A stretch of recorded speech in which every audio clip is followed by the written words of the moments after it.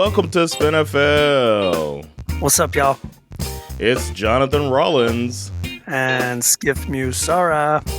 Two Americans living in Sweden, talking about football. American football. That's true. Nice. The regular season is now over. We are officially in Black Monday. And that's where all bad black coaches lose their jobs or mediocre. But this season, every black coach who started the season with their team is in the playoffs. Let's go. Yeah, man. Everyone. Todd Bowles, somehow. D'Amico Ryan. And who's the other black coach? I don't know. Tomlin. Mike Tomlin. The best one. He's in the playoffs, too. All black coaches. So, your move, Atlanta. Nice that we started off Black Monday by getting rid of, white entitled silver spoon in the mouth. That's how we begin it. You know what I mean? Yeah. So that's good. We'll get to that in a minute. But that was a lovely gift for me when I woke up this morning. It was great. They did it at midnight. I know. I know. That's fascinating. Yeah. Which means they did it maybe about an hour or so before I woke up this morning. That's fascinating. Yeah. Fair warning, we're gonna go through all the games in order, but some of them we don't give a fuck about. They were inconsequential. Some of them were truly, truly meaningless. So we're not gonna do a deep dive on, say, for instance, Chiefs Chargers. Nobody cares. Even Taylor Swift canceled her. They said before the game, she had booked a luxury box, but then when she realized that her boyfriend wasn't playing, she canceled it. Didn't she go to the Golden Globes? Yeah, but I think she was going to go to the game first, and then she was going to go to the Golden Globes. Oh, shit. And she was like, oh, shit, you're not playing? I'm not coming then. What do I need to go to that for? Yeah. What? They made a joke. Have you heard about the Golden Globes? What? Joe Coy was the host, and apparently he was bombing up there. And he tried to make a Taylor Swift joke. And he was just like, there's going to be more cutaways. There's going to be less cutaways to her at this than at a Chiefs game. Right. And then she just took a sip of water, and everybody just he was just bombing, apparently. Yeah, I heard. I saw the headline. Comics, man. It's yeah. He's funny, though. But yeah. Sometimes when you win some, you lose some. You gotta go eat it. Sometimes you go after that low hanging fruit, and it fucking smacks you in the face. You know? Yeah. Just think about bombing. Ugh. That's funny. Bad taste in my mouth. Yeah. But yeah, did we go right to the games, man? We got some good games. It wasn't it's the last week of the season. It was what it was. Yeah, some of these games were really important, and some of them were quite fascinating. The first one, obviously, is Steelers-Ravens. Steelers win the game 17-10. I mean, the Ravens didn't really play very many of their starters. But, the Steelers had a lot to play for. They came out and handled their business, and they got a win in a nearly unwatchable football game, but primarily because of the torrential downpour, which made it very difficult for the players to hold on to the ball. But more importantly, because the ESPN broadcast could not keep the water from covering the lens on the primary broadcast shot. It's like it was the first time they had ever filmed a game in the rain. I don't know what the hell was going on. Shocking. Yeah. I mean, I understand. I was saying it to my wife. We're like, what's up? They do this all the time. Why are there drops of rain on the TV? There were some plays where the image was just completely smudged. It almost looked like an impressionist painting or something. What are we looking at here? That sack was a Picasso. Yeah, exactly. Bad news is that the victory, and I'm not entirely sure how big a deal this is, but it appears to have come to at some sort of a cost, as the Steelers' defensive leader T.J. Watt left this game with what appears to be, at the very least, an MCL sprain. Yeah, he did. It was. J.J. Watt was on social media and said it.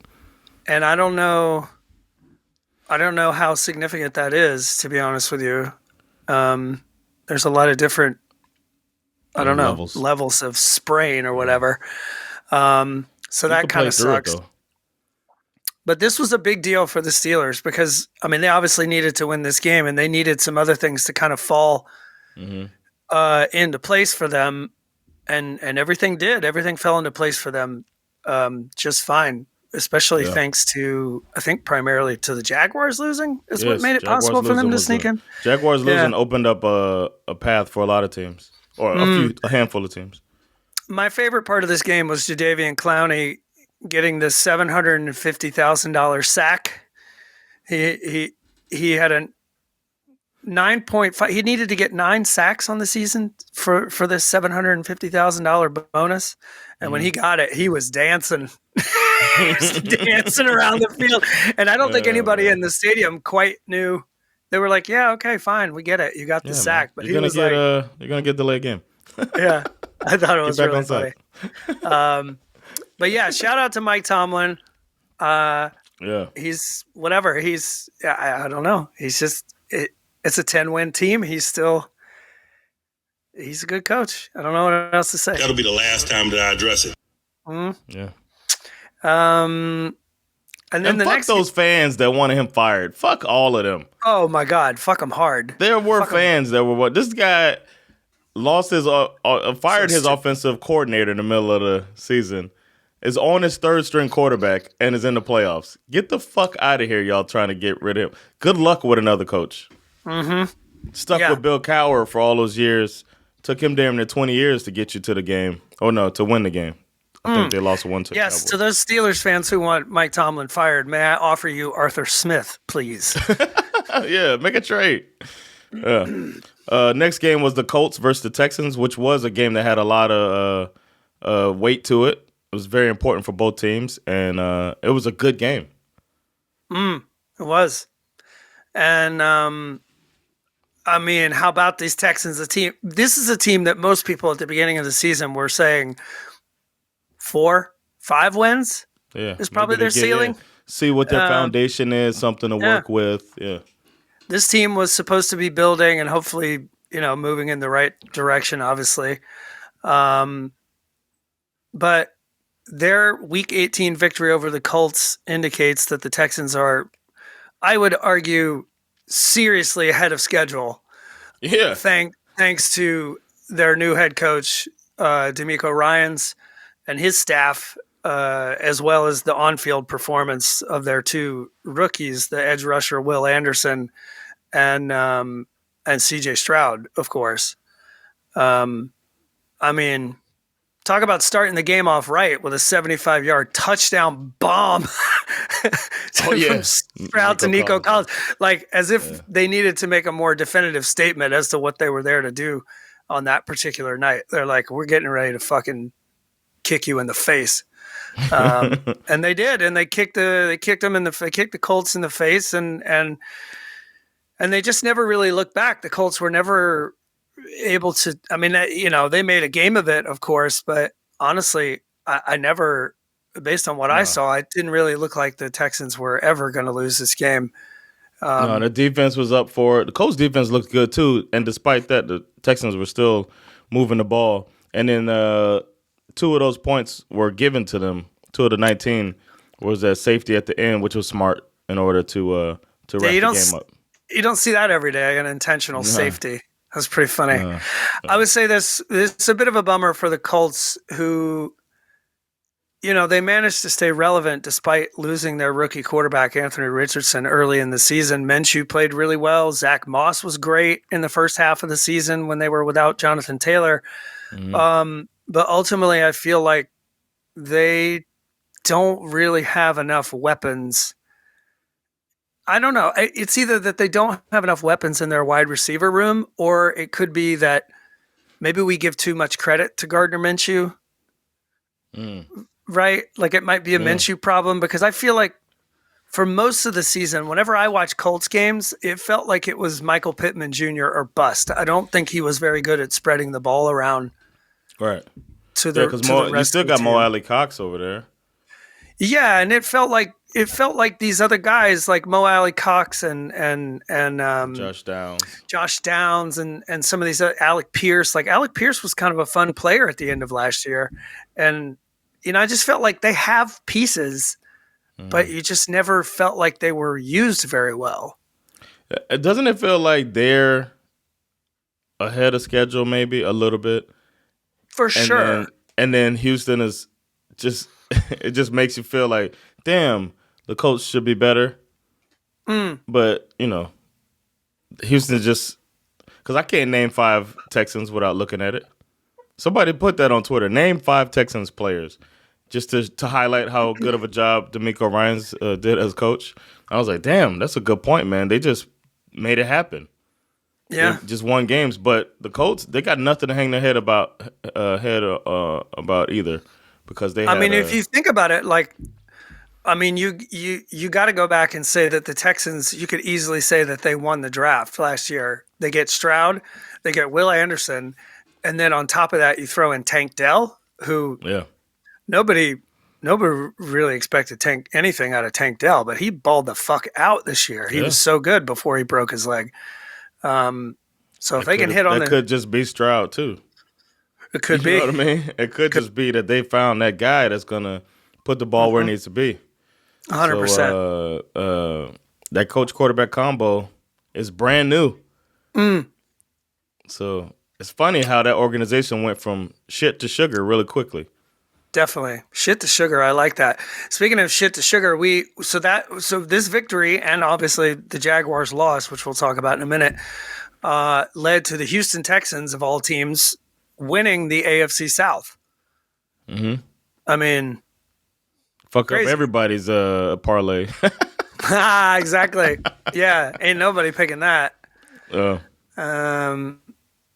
Next up, we got Browns versus Bengals.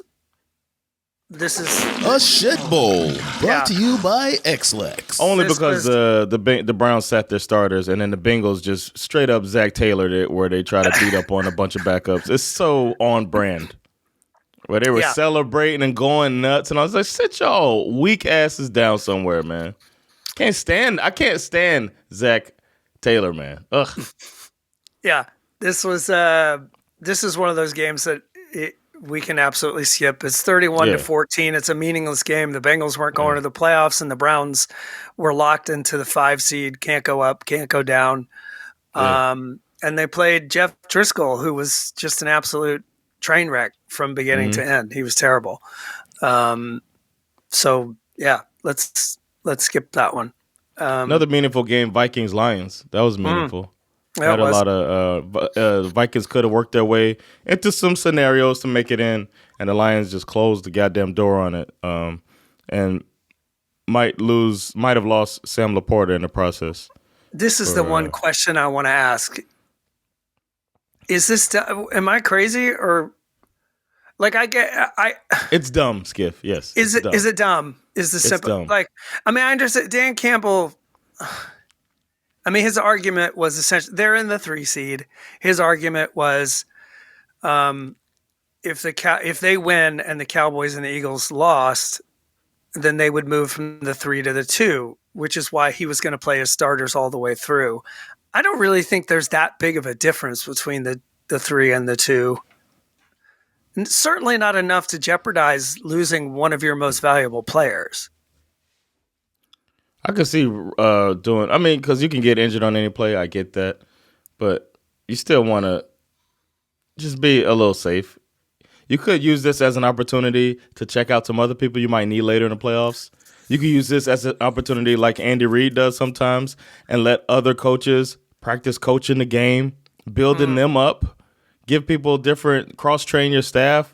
You got so many other things you could do that have your team more prepared for next week, which is is bigger than right now. And he might try to talk it away or act like it's not a big deal. He's kicking himself for that shit. I think it's dumb. It's really dumb. I think it's really, really It's on dumb. brand. It's on brand. But it's dumb, yeah. I mean, it's like you look at the numbers, and of course, the other, I don't know. The other argument is obviously like that whole rest versus rust scenario. Do 2 series.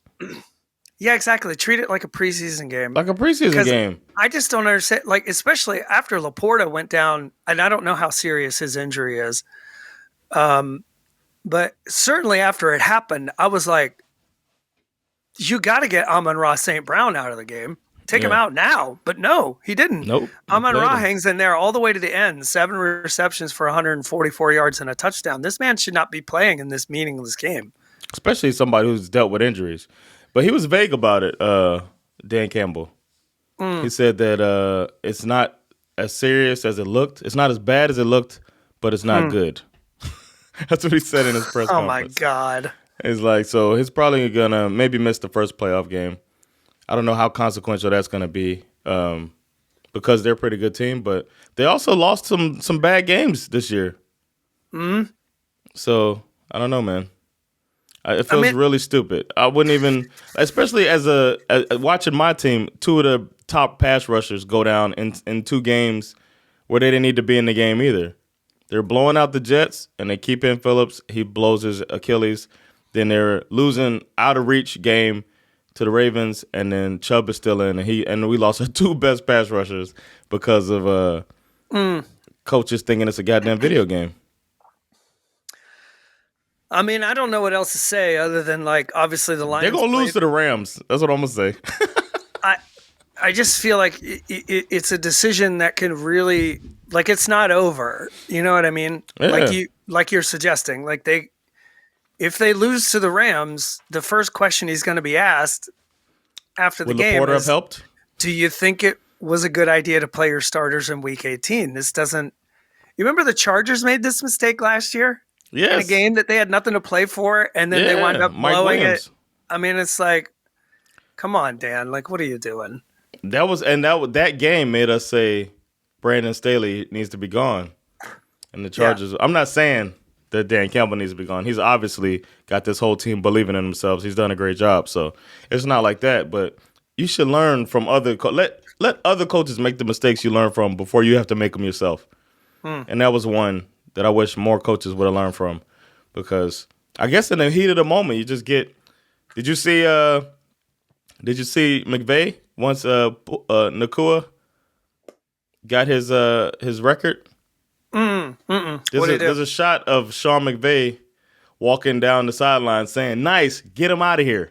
Get him out of here. Good job, buddy. Get out of the fucking game." Congratulations, you're done. Yeah, you're done. Yeah, take your helmet off. Pads optional. Get the fuck out of the game. That's funny.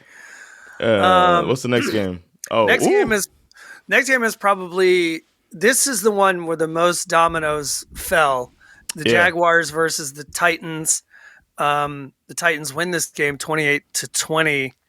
The Jags not only blew it for themselves, but as we mentioned, their loss also clinched a playoff spot for the Steelers, also clinched a playoff spot for the Bills, regardless of what happened in that game later, and handed the AFC South division to the Houston Texans. I mean, against a 5-win team. The Titans are a 5-win team. They beat my team. It's like, learn from other coaches. This team is still playing hard. Go out there and match it. What are you doing? What are you doing? I mean, first, I've never seen this generational quarterback look that bad. I'm sorry for cutting you off. Go ahead, man. No, you're right. You're 100% correct. And the problem is that they started the game pretty flat, the Jaguars. And the Titans, I don't know if it was a Derrick, there's a lot of reports that this is obviously going to be Derrick Henry's last game. And I'd like to think that was pretty much the reason why the vibes were so good in Tennessee on that particular day. going into the last day of the season. And also, if you remember, the Jaguars did this to the Titans last year. Yep. Right? On the last game of the season and knocked the Titans out of the playoffs. So, obviously they were up for this. Derrick Henry had a day.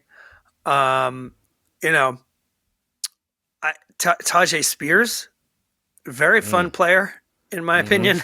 I really, really like watching him play football. But T-Law and his associates were just playing catch up. And when they're playing catch up, he's making mistakes. I mean, he throws 2 touchdown passes, but he throws 2 picks. And you're playing Tannehill, and Tannehill's going to put you in a position to win the game. That's his thing. That's going to be on his tombstone. Here lies Ryan Tannehill, who put teams in position to win games all of his career, and opposing teams, and that's what he did, man. He gave them a shot at the end, and Trevor Lawrence missed 3 passes in a row. Yep, just missed. One, they say he threw it. It was a quarterback that was calling the game. I don't remember which quarterback it was, but he said he threw it because it would have been a pick if he threw it accurately. The guy had to jump on it, so that made sense. But then he just missed another one, and then he missed another. It was like, this is supposed to be. I was asking in our chat. If y'all aren't in the chat, then SveNFL pod group is where our chat is at. But we have and it's called Game Time, and we're in the Game Time chat. And I was like, is this it? Is this the generational quarterback? Like, when do we give up on that about Trevor Lawrence? Yeah. Yeah, it's a good question. I mean, again, we started the year assuming that the Jaguars would rule this division for at least the next couple of years. Nobody expected anything out of the Texans. Expectations. We talked about MVP? Yeah, expectations were low for both the Titans and the Colts because all 3 of those teams were rolling into the year. Well, maybe not. They were basically rolling into the year with rookie quarterbacks. Yeah. So nobody really felt like they were going to do anything. This is like the bar should be so much higher for the Jaguars, in my opinion. Yeah. I feel like this is an organization that has historically, it's one of the newer teams, obviously. Historically, they've been a bit of a joke. They've had a couple of good years thrown in there. But to me, this felt like this was supposed to be the year where the Jaguars become a legitimate NFL franchise. And I feel like all they did was just step on a rake at the end. It's like, I think it's going to be a long offseason. Yeah, for the Jaguars players. I wanna say one thing too, man. I didn't get to say this at the top, but and this could have been my shit got learned. I didn't. But I just have to say, shout out to Roger Goodell for making the decision in 2010 to make the last week of the season all rivalry games. Because you get shit like this happening where even if it doesn't matter, it fucking matters. If some NFC team was playing against the Jaguars, they might have taken it easy, like, shit, we're the Giants, we're not going to be in it. But then when you got a chance to stick it to your rival team on the way out, because you got nothing, this is our Super Bowl, then you get shit like this. That was a brilliant thing, man. Because I remember the last week, people were just like, these teams, nobody's playing anybody. Right. And they switched it to this, and this is great. Which is, I'm glad you said that, because that's actually a good way to transition into the next game, which on paper was 100% meaningless. New York Jets versus the Patriots. Jets win it 17-3. I call this the Lost Expectations Bowl. I call this the You are trash bowl. But to your point, what was there to play for other than the Jets, bragging rights, who have not beaten the Patriots in 15 or 16? 15. Is it 15? 15 in a row. It would have been 16, yeah. 15 in a row they've lost to Belichick and the Patriots. And they picked this meaningless Week 18 Snow Bowl Just a terrible football game. I mean, like, how are you supposed to No. play football in this weather? It's like you couldn't see anything hardly. No. I love how Bill Belichick's face was covered up the whole time. I just tried to imagine like the amount of cursing he was doing underneath that thing. You know, a lot of people are assuming that was Bill's last game as the Patriots head coach. I happen to agree that that's probably true.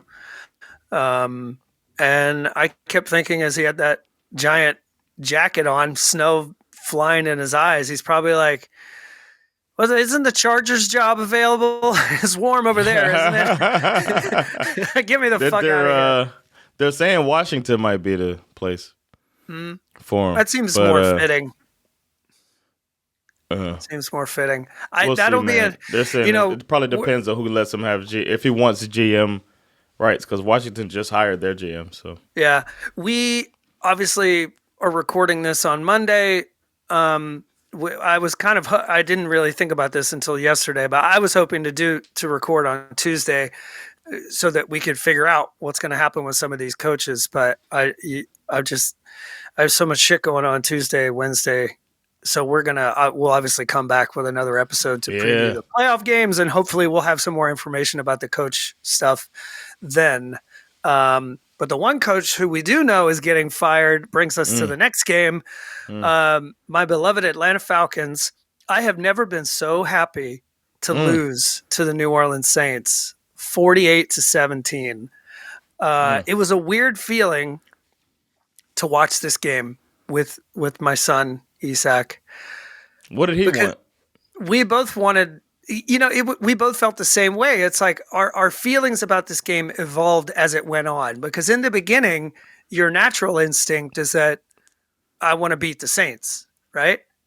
Yeah. But then as the game's going on, you start thinking about the equation and like, what's the best case scenario for us, not only as a draft pick, but also like what's the guaranteed outcome that's going to get Arthur Smith fired tonight?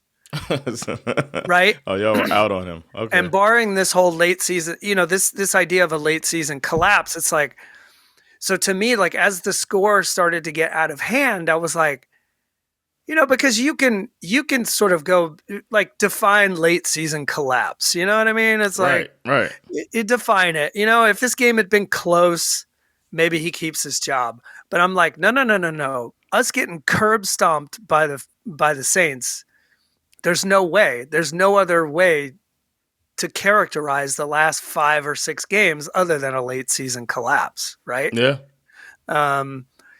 So the scenario of this game going into it was that the winner could have snuck into the playoffs had the Bucs lost. Obviously, the Bucs did not do that. The Falcons played it tight in the first half. But then Desmond Ridder started to do Desmond Ridder things. He threw a pick. And then his next 3 or 4 passes were he had like at least 3 turnover worthy plays after he threw that pick. Bruh, I was like, this guy. And then you throw in the fumble. He fumbled the ball away, and essentially the Falcons got exactly what they deserved, a complete ass whooping. And, like I said, to me, this is the best case scenario for Falcons fans. Nobody likes to lose to the Saints, but we hang on to our top 10 draft pick, so that's good. And, losing 4 out of our last 5, one of those losses being to the 2-win, or at the time 1-win Carolina Panthers, and then you finish it off by getting spanked by the Saints, our biggest rival. I went to bed thinking, surely this qualifies as a late season collapse. I awoke, I opened my phone, and the answer that I longed to hear was the first thing that I saw, and the answer was yes. Arthur Smith, as of midnight Eastern time, 6 a.m. European time, is no longer the coach of the Atlanta Falcons. That means they scheduled the email too. Totally. Just typed it up, drafted up, and hit just midnight. Yeah. I mean, this really is the best case scenario. I mean, what this means for the Falcons moving forward is anybody's guess. The GM will stay on board, but apparently it's going to be Arthur Blank and the CEO of the Falcons, who I don't remember his name. They supposedly will begin. They're going to hold a press conference today, but they will begin the head coach search immediately. Was the last headline that I saw. Well, I don't know what that means. I don't know. I mean, obviously, there's a lot of interesting names out there that are available. And then there's a bunch of other names who, like the Ben Johnsons of the world who are still currently employed. So I don't know. Yeah. We'll see how it goes. What'd you think of the last play? Their last touchdown? I have no problem with that. I thought, okay, so I don't know if you know this, but I read about this morning. The final play of the game, they were in victory formation. Jameis Winston. Can I play what Jameis Winston had to say about it? Okay, say what happened. Say what happened. Then I'll play what Jameis Winston had to say. Jameis Winston was under center. Apparently, the play call was to just kneel and run out the clock. Apparently, they asked Dennis Allen, can we get Jamal Williams? Jamal Williams led the league in touchdowns last year, and he had not gotten a touchdown all year this year.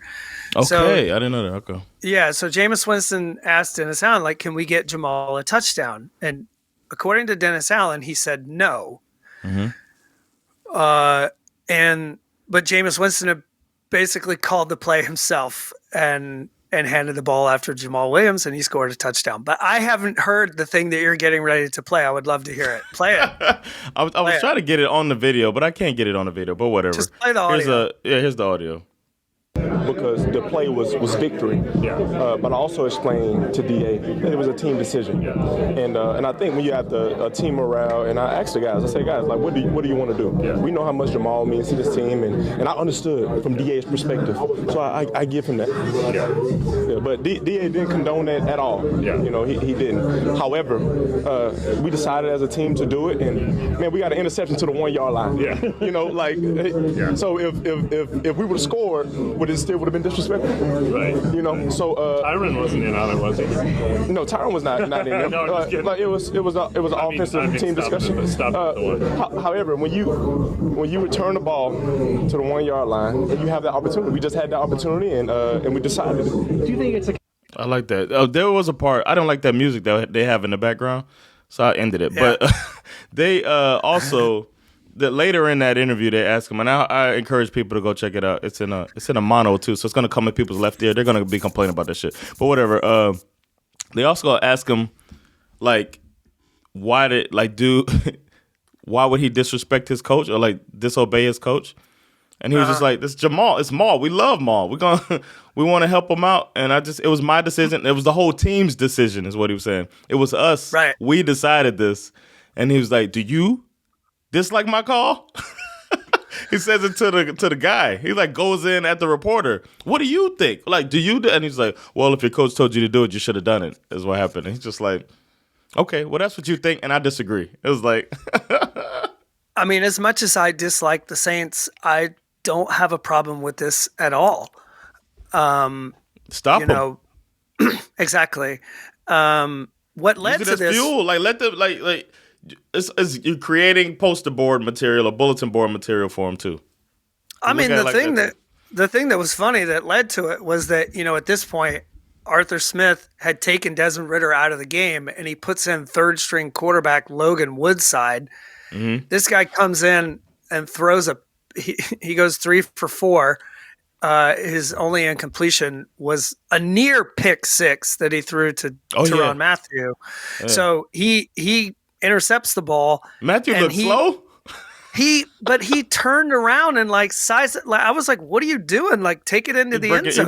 He broke the tackle. He broke the guy was tackling him. I know, but it looks like he turned around and looked at the guy. Like he could have. I think he could have scored, but then he got tackled at the 1 yard line. He was slow, man. I never seen him. I don't have a problem with this at all. Like, if you don't want to be embarrassed, then don't be embarrassing. You know what I mean? Like that to me is like kind of a simple deal there. The crazy thing is his last moment is going to be I don't think we mentioned it yet, but he did indeed. Arthur Smith came up angry at Dennis Allen after the game, saying it was fucking bullshit. Yeah. And Allen was like, I get you, man. Like, he didn't say, the guy didn't listen to me. He just said, I got you, man. I get why you say that. And I heard him, and I think he said, I understand why you feel that way. Yeah, exactly. And Arthur Smith was just like, what the? I was just did you hear the black guy walking by? Somebody from the Falcons staff was walking by, and he's like, I don't know exactly what he said, but he said, oh, bitch ass nigga. Or he might have said motherfucker. That's funny. He called him a bitch ass something, but he had the BAN energy.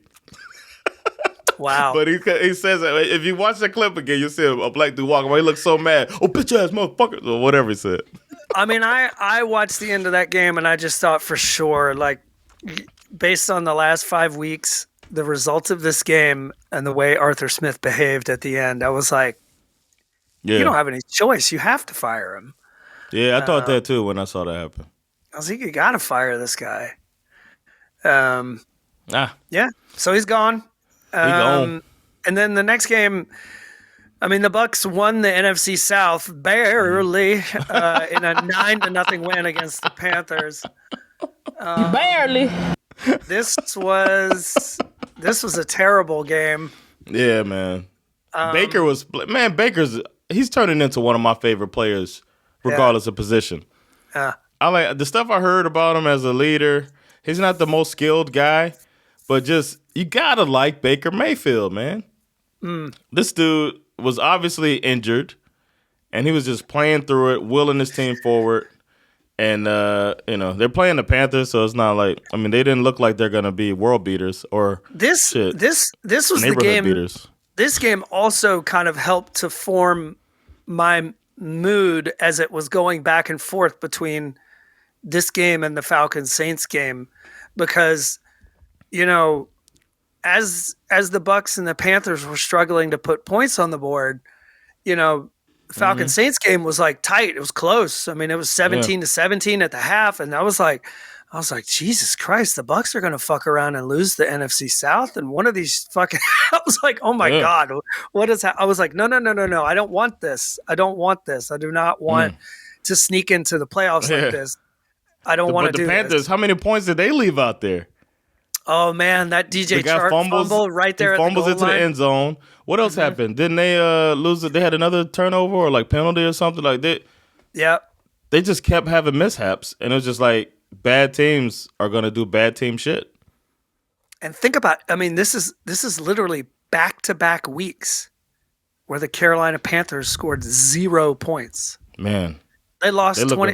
Then they lose like 26-0 last week, and now they lose 9. You hold the Tampa Bay Buccaneers to 9 points, and you lose. It's a dumpster fire. I don't know who they're going to get in there to coach that.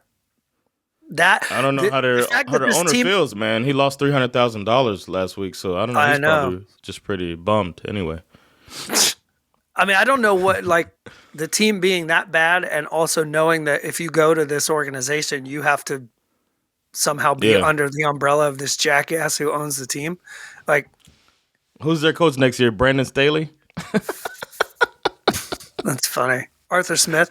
One of these cast-off coaches. I wouldn't be surprised if one of these cast-off coaches are now at the Panthers. Oh my God! Just hating life, collecting a check. I would love for Arthur Smith to land at the Panthers just so that we could punch him in the face twice a year. That would be great. We should put him on the punchable face list. Yeah. He needs to be on there. Especially now that he shaved that mustache. I was gonna say without facial hair, he's got a punchable. Punch that motherfucker. He just want, and if you punch him, his neck is gonna wobble and shit. Yeah.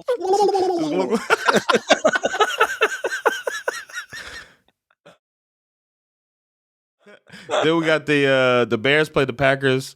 Jordan Love is solidifying himself. Who would have thought before the year started that Jordan Love was going to be in the playoffs and Aaron Rodgers wasn't? Especially by the way everybody was talking. All of these analysts that were picking the Jets to be a top 5 team or whatever. And yeah. This is and the Packers look good, man. Yeah, the Packers are a very interesting team. I don't expect much out of them No. in the playoffs this year. Winning this game, they sneak into the playoffs, obviously. But I would feel very good as a Packers fan knowing that you have a good quarterback. You have some really, really young, talented wide receivers. Like this team feels like they can only get better. You know what I mean? Yeah. You know what? I want to say something real quick. Yep.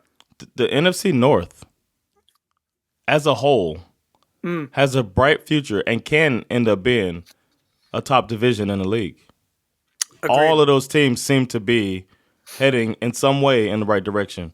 Now, the Bears could fuck it up by picking the wrong coach or picking the wrong quarterback or whatever, but they got everything out in front of them right now. The Lions have their quarterback and coach combination and can make some moves to get the quarterback of the future soon. They're like going to be in position to do that soon. Right. The Vikings seem to have their coach and their quarterback. Yep. They did all right. They were on the cusp of the playoffs despite losing their franchise quarterback. And the Packers found their franchise quarterback and had their coach. I don't know, man. That division might be a gauntlet. It might be the AFC North of the NFC pretty soon. Yeah, I agree. I agree with that. Who finished the AFC North all finished with winning records this year. Yeah. I mean, entire division. So the most interesting thing about this game is obviously what are the Bears going to do? They've got the number 1 pick and they have the number 10 pick, I think, something like that. They have 2 picks in the top 10. A lot of people are predicting that the last couple of games, like a lot of people were saying that Justin Fields is essentially playing for his job in Chicago in this final week, which obviously didn't go well. There are a lot of rumors that Justin Fields is going to wind up in Atlanta. I don't know. Nah. Well, okay.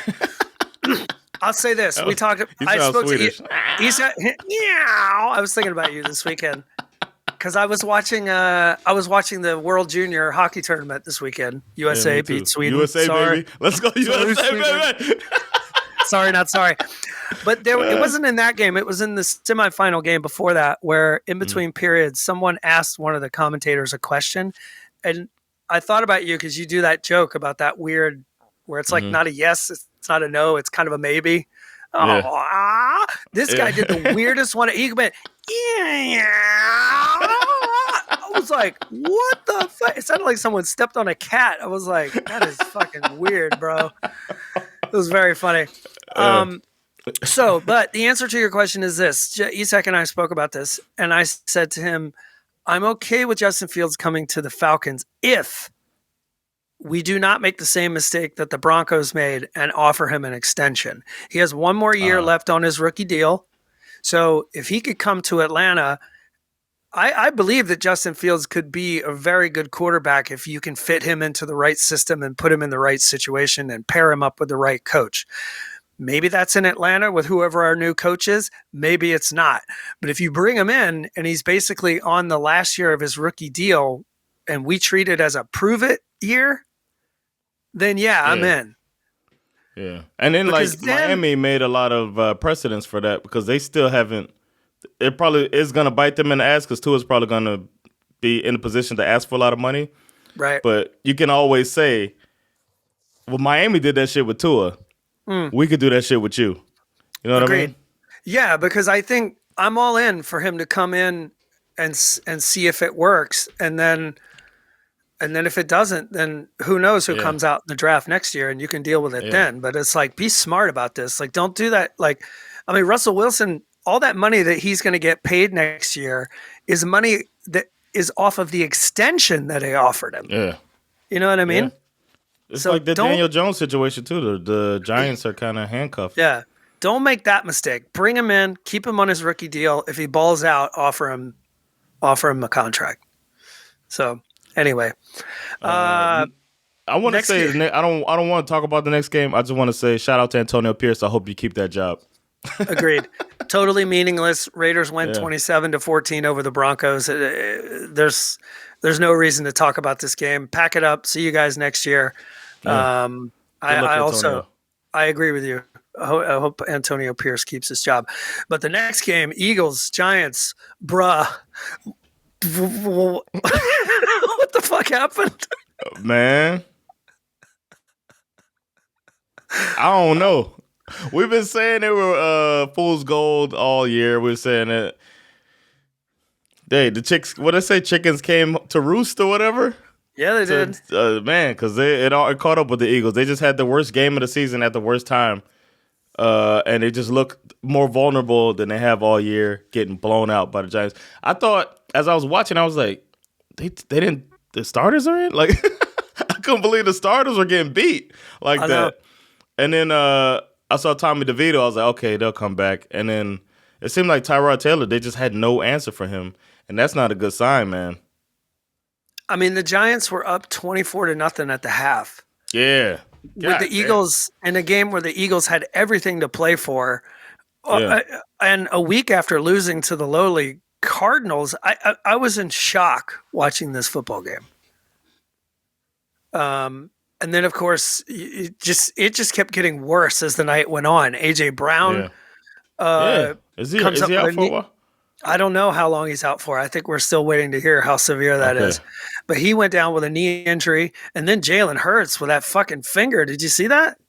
No. He follows through on a pass and he bangs his finger on the dude's helmet. And then they cut to a close-up and he's holding his finger up and his middle finger is just completely fucking crooked. It was disgusting. I hate stuff like that. And then, of course, he wasn't playing well to begin with, and now he's got a crooked finger. So right before the first half, in comes, hit the button. Marcus I forgot. I can't find it. We got too many buttons over here. I'll find it by the next episode. And on the very first pass, of course he throws an interception. Marcus Mariota. I saw it, man. I forgot. Oh my god! I should have had that ready. I forgot I he came in. So I was like, "Oh my god, poor Marcus Mariota." Marcus, you weren't ready, Marcus. He's like, man, this is a really sturdy guy, man. There's no way I'm getting into. It's my turn. Oh shit! Marcus Mariota. And then, funnily enough, Tyrod Taylor threw a pick of his own almost immediately after that, which it didn't result in any points. But yeah, the Eagles. I mean, I just feel like we're watching them come apart at the seams. I mean, I don't know what team talks about Sirianni being in trouble, and I think that's ridiculous too, man. Yeah. I mean, I agree. I mean, I think you know what the problem is? That when it's working, when the team is looking good, and this is going to be the case with Mike McDaniel as well, when it's working good, everybody's all in, man. You're a philosopher. You're speaking to people's hearts. But if it's not working, you're just a coach speak joke. Right. And I think that's where it's starting to, people don't take it seriously. But I do think that's the next generation of coaching, the Siriannis and the Mike McDaniel. And all of us testosterone junkies might as well just get used to it because that's what's going to work for these these Gen Z, Gen Alpha players that are coming into the league. I mean, the reality is this. The Eagles are 11-6. Yeah.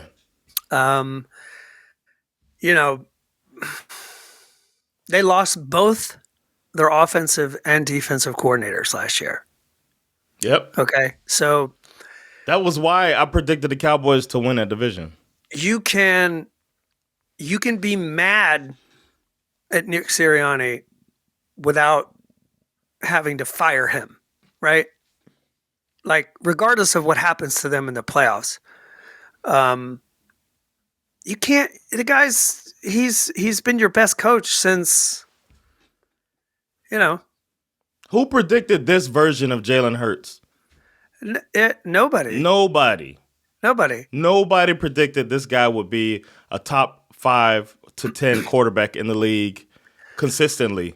And he has been one of the best quarterbacks in the league. This guy got that out of him, so everybody can chill on that.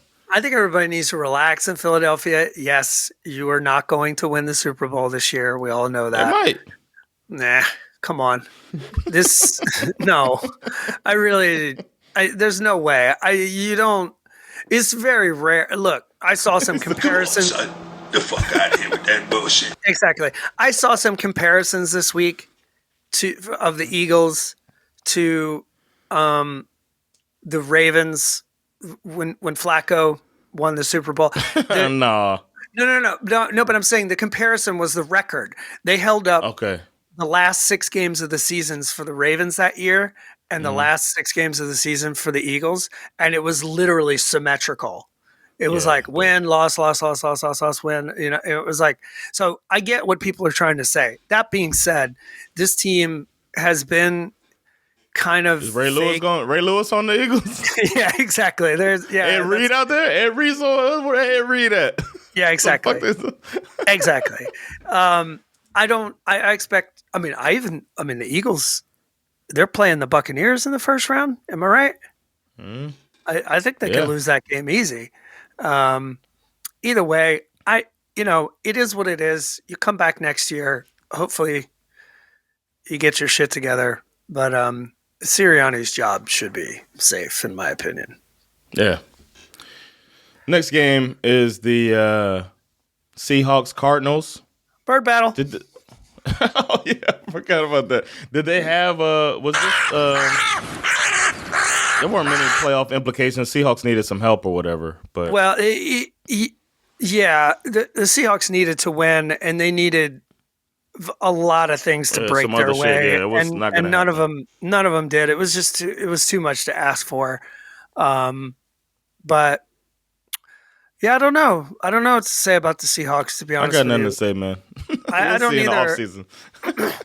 I think I think the Cardinals are in a good position regarding the draft. They have a pretty high draft pick. They have a good chance to go get them a nice offensive weapon. There appears that they're going to stick with Kyler Murray, which, sure, that sounds fine by me. Makes sense. Seattle probably has a lot more questions to ask themselves regarding specifically the quarterback position. I mean, as much as fun as we had with Geno last year, it kind of came down to earth a little bit this year. It's not like the bottom fell out, but it's like, is this really your answer at quarterback? I'm not really sure. We could fully consider him a stopgap quarterback, though. 100%. I agree Until with that. Until they get the right guy, yeah. So they need to doing build what he's up. Supposed to do. They got to build up this defense, too. I just think they were too bad and too inconsistent throughout the year. So, yeah. They wrote me off. I ain't right back, though. Yeah. I like Geno, to be fair. I want him to say, I'd like to just keep him in our lives. He's fun to have around. Yeah. I gotten over that beef I had with him. He was a young dummy back then. The Chiefs, Chargers, nothing to say about that. We'll see what the Chargers do. They still got some pieces on their roster, so I'd like to see what coach they go with. It'll be cool to see if Belichick ends over there. Belichick versus Andy Reid would be fun. That would be fascinating. Rams 49ers. That was fun, but that was also kind of inconsequential. For the most part, the Rams got their victory, and they're in, and Puka Nacua got his rookie record. So that was cool. I don't have much to say. You got anything else to say about that? Not really, no. And the Cowboys beat the Commanders, and they're now the 2 seed because of the Eagles fumbling their position. And now the Cowboys they're going to play against the Green Bay Packers. This one was tricky. I mean, the Commanders. I might have lost on purpose if I would. No, I don't. You don't lose on purpose, but still, the Commanders looked really feisty in the beginning of this game, and the Cowboys kind of struggled in the beginning. Like it felt like the Commanders were, that whole like we're playing for pride kind of thing. It really felt like they were going to come out and make this a close game. But then the cream eventually decided to rise to the top, and Dak Prescott and Tony Pollard too. Tony Pollard had one of his better games of the year. This eventually just turned into one-sided, a beat down 38-10. Again, we are assuming that Riverboat Ron will lose his job, and then the big question here is, do they bring in a Bill Belichick? What happens with Bieniemy? I'm fascinated to see. I mean, we've been following this Eric Bieniemy journey for a long time. Yeah. I'm really. What if Belichick comes in and keeps Bieniemy, and you got Belichick two cranky, competitive, creative, smart, angry, vindictive motherfuckers who are just looking to set the league. In a way, it's like it'd be awesome. Sounds fun. Talk about a buddy movie. Belichick and Bieniemy. That'd be a hell of a buddy movie right there. Yep. The Hoodie and King Koopa. I am black and you are white. You are blind as a bat. and I have sight. What a sketch. That's it. And then the final game, which I stayed up and watched, was a baffling game for me. Was the Dolphins. They came out like, fuck the Bills. That's how the Dolphins came out. And I thought, smooth sailing, gonna get this victory. I'm chilling. I'm rolling on Twitter, looking at all the stuff that people are saying, looking for all of the haters out there, all of the bitter Dolphins fans. Josh Allen is just doing his best Tannehill impersonation. Just give us the game. And Miami wouldn't take it. And then all it took was was it punt or kickoff? One punt return. Yep. It was a punt because somebody got hurt and ran into another player, and it ruined the whole blocking, the tackling scheme, the lanes, and it opened it up. Buffalo Bills get a touchdown off special teams, and that ends up being basically where everything turned around. Miami didn't score in the second half, just all punts and a pick. Damn. Yeah, so I was just like, I've yet to see anything from this game. I'm going to go back and watch it later. It started out strong, man, running the ball right down the Bills' not right down the throat, but they had this new style of run they started doing. There's another wrinkle, and it seemed to confuse the Bills, almost like a counter pitch. They take a step, make everybody think they're going left. All of a sudden, Tua's pitching. Tua even turned the wrong way on purpose. It's pretty cool. One step, turn the wrong way, everybody reacts, and then he's pitching it the other way, and it's Devon Achane, who came in the game averaging 8 yards a carry. They run for 100 and some yards in the first half, and then don't do anything in the second half. And then it comes down to the end still because the defense held the Bills' offense to only 2 scores. And then the Bills they get that final touchdown, and then Tua just throws a pick at the end. And the one play, Tyreek Hill gets tackled, he starts grabbing his back, he steps out of the game. You know he's going to come back, he kind of does that. Just stand over there, he's ready to come back in. Right. That play, Tua throws a pick, and that's the end of the game. The one play, Tyreek's not in the game. He throws it like it's like he's throwing it to Tyreek, but it's Cedric Wilson, who has 0 separation. So I'm excited. Like, as a Dolphins fan, I'm a realist as well. I'm not super bummed. I'm bummed that we lost, don't have home field advantage. That sucks. That was a huge drop from second place to sixth place. Not too concerned about the teams. I'm just only hoping that they didn't play Raheem Mostert and Jalen Waddle because they're preserving them for the playoffs and not because they can't go. Because I know Waddle practiced and Raheem practiced a little bit, both in the week. So I'm hoping they were like, let's see if we can beat them, and if we can't, we'll be back and better by the time we see them again. I mean, it's an interesting sliding doors situation because obviously, well, first of all, with all of the up and down roller coaster drama of the Buffalo Bills this year, it just seems like you kind of have to sort of scratch your head to figure out, like, oh, they still won the division. That's weird. Yes. I mean, it felt like they were falling off the side of a cliff 6 weeks ago. But little has been there has been a lot of focus on Miami beating bad teams, but the AFC East has played the easiest schedule in the NFL this year. Sure. And the Buffalo Bills had the second easiest schedule all season, and Miami had the third easiest schedule. So the Buffalo Bills hit their easy patch now. Right. Miami hit their easy patch early, and it all caught up. And then the difference was the Bills beat Miami twice. Right. But by the sliding doors scenario, what I mean by that is that because of this loss, the Dolphins will play the Chiefs in the first round, which, given how mediocre and the Chiefs have been this year. Yeah. Yeah, not so scary. If I were a Dolphins fan, I wouldn't be that scared by it. If they won, it would have been the Steelers. Yeah, exactly. And the Bills wind up playing the Steelers, who are kind of trending up at the moment. So it'd be interesting to see when it's all over after the wild card weekend if maybe you dodged a bullet here, oddly enough. And during at the halftime at the break, McDermott seemed like he was about to go chew Josh Allen out because she asked him like, "What's up?" Because he had thrown 2 picks.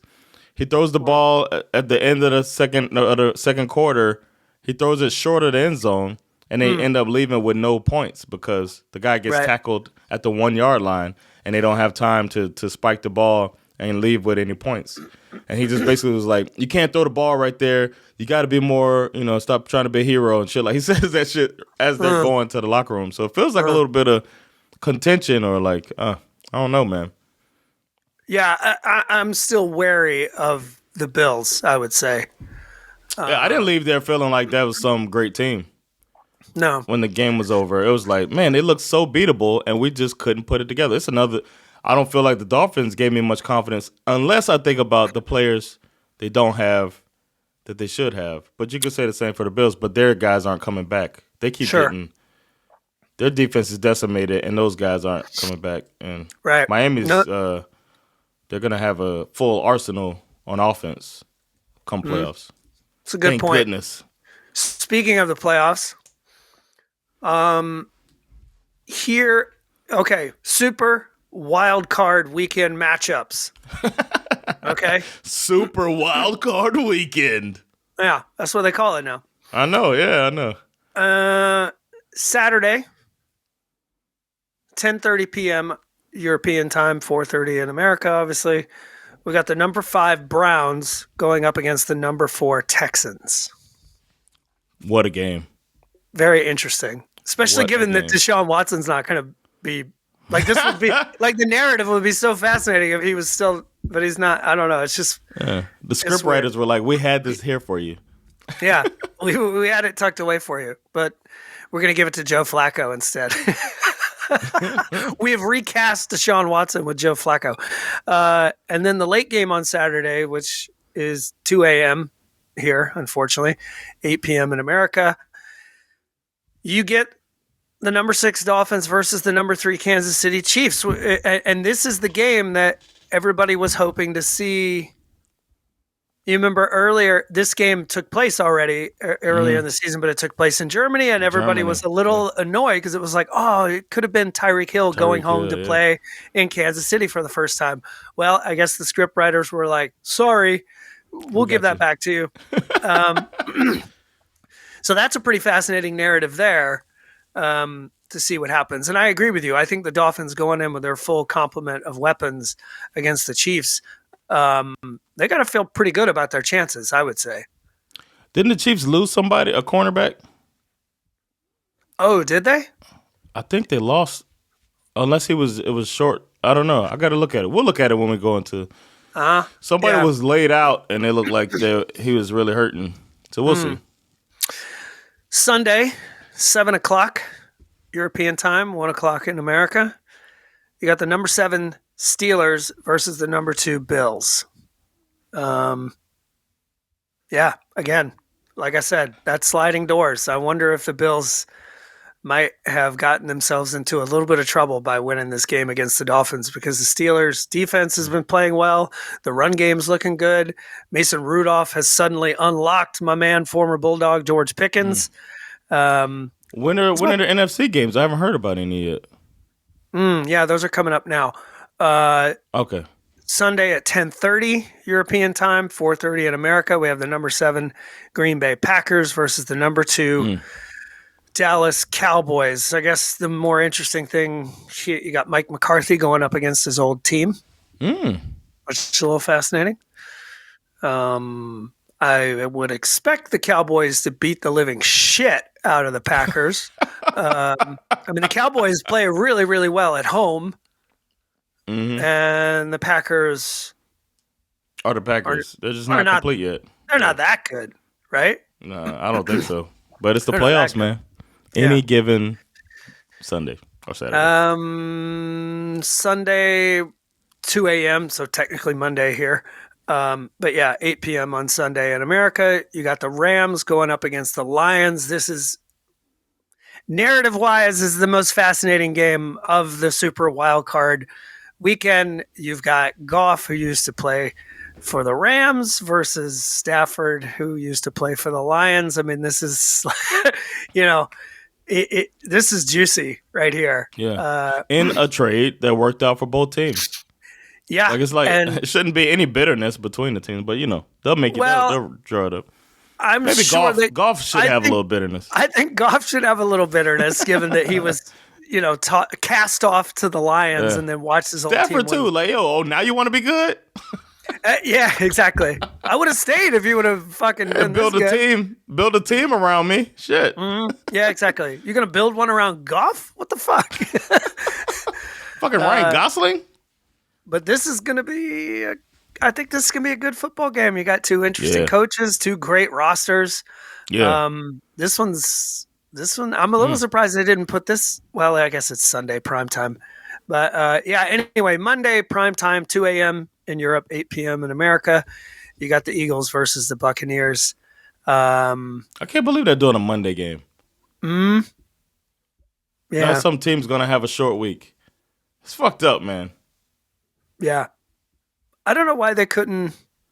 They could have put all that shit on Sunday or Saturday. Oh, they could have. Yeah, this could have been the. Imagine if you end up playing Monday, winning your game, and now you got to go against a team that played on Saturday. That has 2 days of rest on you.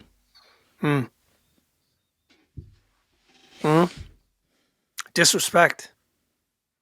And it's the 4 or 5 seed, so that means they're gonna play the.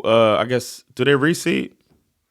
They don't reseed, so they're gonna have to play against the winner of the Rams and Detroit, or no, the winner of Green Bay. I don't know how it's gonna go. I think they'll work like whatever seed you are, you play against the higher. I mean, you might. So they do reseed. Okay. Whoever, yeah, I guess maybe they do. Yeah. Okay. Because that would suck if you end up like, oh shit, I just won the game. I'm Tampa Bay. I won on Monday night, or I'm Philly and I won on Monday night, and now I got to go against fucking Green Bay, who had two that they played on Saturday. Right.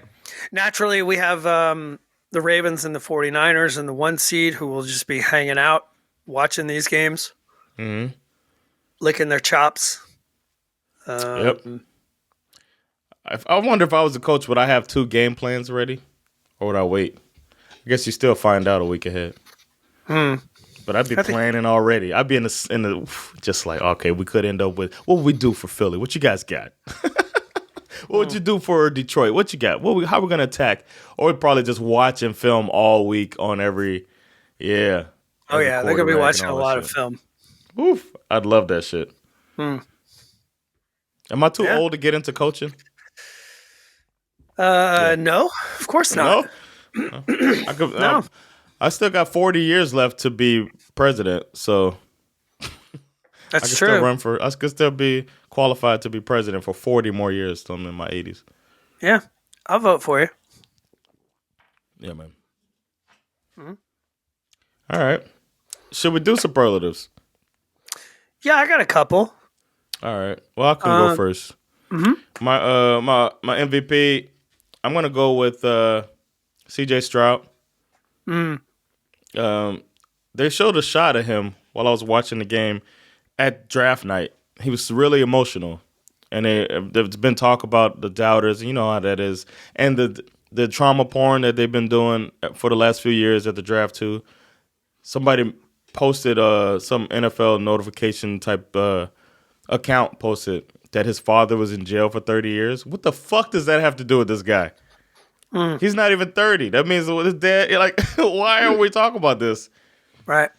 So, yeah, making it to where he's at and all the doubters can really shut it. And this guy going to the playoffs his first season and being a big part of why that team is fully turned around.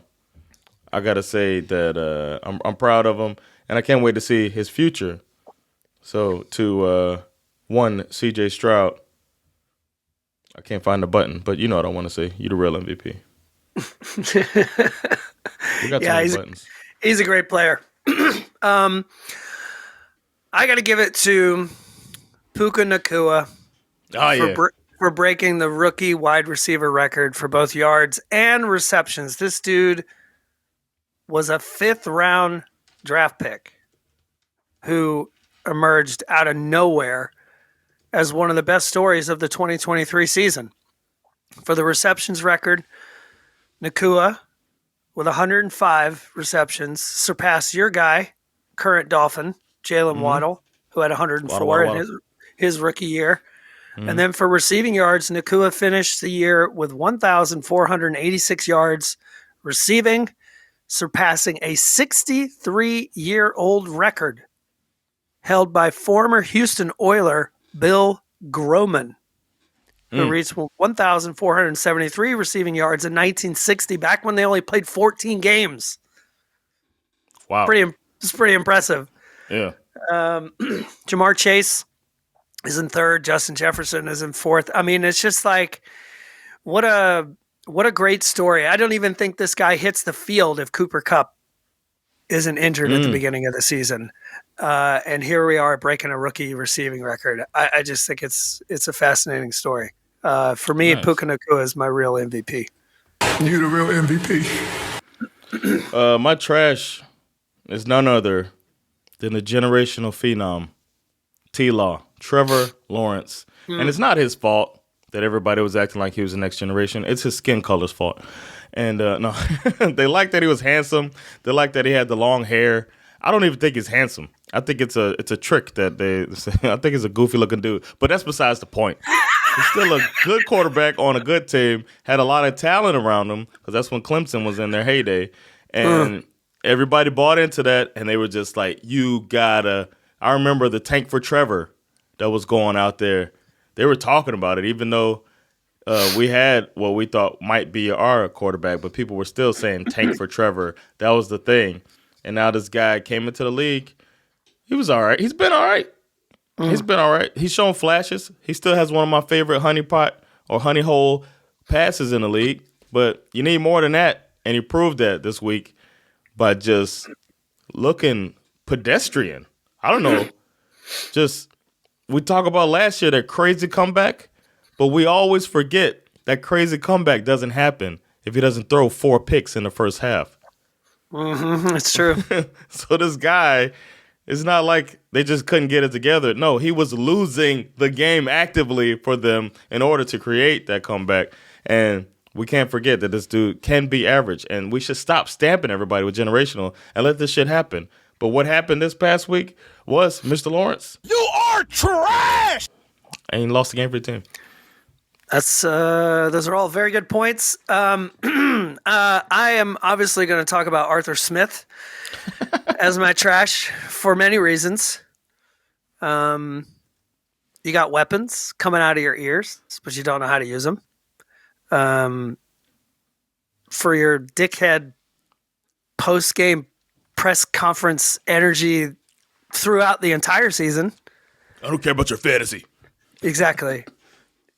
For being a terrible play caller, for believing in Desmond Ridder, for making our significant defensive improvement virtually irrelevant, and finally, for mouthing off to Saints coach Dennis Allen at the end of this embarrassing Week 18 loss because he scored a meaningless touchdown at the end of the game instead of kneeling the ball. Hey, Arthur, you don't want to see an embarrassing, meaningless touchdown? Stop him. Stop him. But no, you choose to further embarrass yourself by acting like a whiny little bitch, getting in Dennis Allen's face, acting like you want to throw a fucking punch or some shit. As if being the poster boy for rich, white, entitled, privileged wasn't enough. You also want to be the poster boy for toxic masculinity. Ooh. Man, fuck this guy. And as we say down south, don't let the door hit you in the ass on the way out. Arthur Smith, you are trash. You are trash! Yo, my shit got learned. And this one really applies to your team. Because they're out there and they're doing this coach search. But my shit got learned is it's not always about this flashy offensive guru stuff. And I decided to look through some of the top coaches of all time. And it feels like the way to go is to get a coach that's more of a leader of people, just has leadership qualities more than offensive gurus. Offensive gurus will get you so far, but I feel like the best coaches, I can't think of one that's offensive besides Andy Reid. That's legendary coach. You got your Bill Belichick, your Bill Parcells, your Mike Tomlin, Tony Dungy. Just keep naming them. They all come from defensive. Bill Cowher. If you want to say John Harbaugh, none of these guys were offensive coaches except for Andy Reid. He's the exception to the rule, it feels like. So if I'm building a team, I'm looking at these top coaches, and I'm thinking maybe we don't go for this flashy Ben Johnson thing. Maybe we go for the guy that can relate on the other side of the ball and get the leadership part first. So it feels like just these Did you teams say making these D'Amico mistakes. Ryans? No, I didn't want to say that as an all-time coach, but it looks like that's what turned it around. You look at the quick turnarounds too. Yeah, he's not. No, you're right. He's not an all-time coach, but I was just thinking like along the lines of your argument there. Like he fits it in some ways. When you see a quick turnaround like that, normally it is like he got fired quickly, but Brian Flores had already turned the team around. Defensive coach, Mike Vrabel, defensive coach. All of these guys, man. But then we quickly run after the flashy thing, the offense, and we'll see. I mean, looking back on Arthur Smith, it's like it's hard to like what was so flashy about him that like his like calling card for the job was like, oh, he unlocked Ryan Tannehill. It's like, what? Yeah, and they got AJ Brown the same year. Exactly.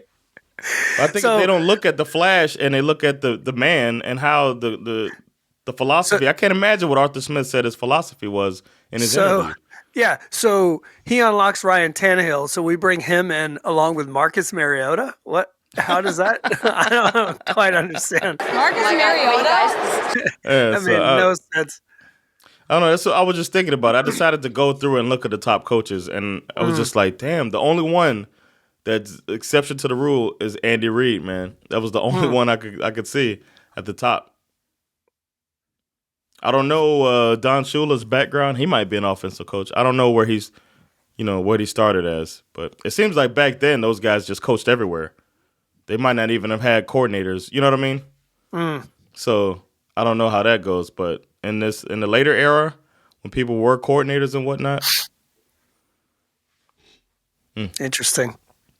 Something I was thinking about, man. Mine's short. My shit got learned is there's always next year. Right? It's always That's next what year. keeps us going, man. There's always next year, and we're at the end of the season, and there's only a couple more weeks before this all turns into a pumpkin and disappears, and then being a fan of the NFL is tough, man. The off season is probably longer for this sport than there is for any other sport. But yeah, it's I'm excited. I'm the season, given the way it played out for me as a Falcons fan, everything ended perfectly. With all that talent. With all that talent, with all the promise of hiring a new coach and finding a new quarterback.